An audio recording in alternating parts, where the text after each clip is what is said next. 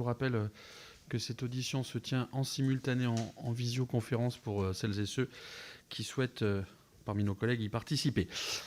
Monsieur le Premier ministre, je tiens avant tout, et en notre nom à tous au sein de cette commission d'enquête, à vous remercier d'avoir répondu à notre demande et d'être présent aujourd'hui.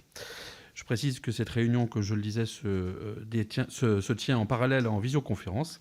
Certains de nos collègues participeront donc à nos débats à distance.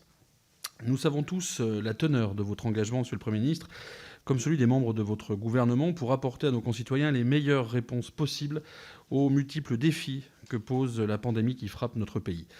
Nos travaux, depuis que la mission d'information de la conférence des présidents s'est dotée des pouvoirs de commission d'enquête, ont principalement porté sur les aspects sanitaires de la crise. Nous en avons entendu les acteurs principaux et reçu la semaine dernière le ministre des Solidarités et de la Santé. Votre action en tant que Premier ministre est bien plus large. Elle se déploie sur tous les fronts de la crise.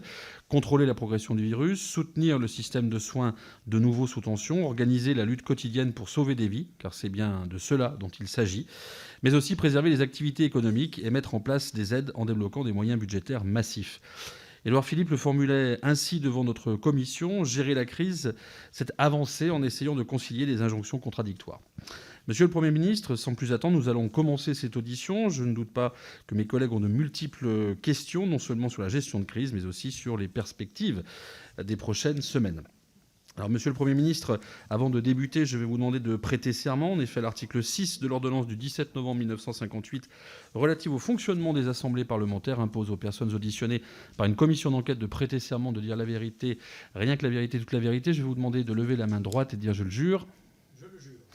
Merci beaucoup. Je rappelle, cette audition est publique. Elle est donc diffusée en direct et consultable en vidéo. Elle fera également l'objet d'un compte-rendu écrit qui sera publié. Monsieur le Premier ministre, je vous propose d'introduire cette audition par un court propos liminaire avant que nous puissions commencer les échanges.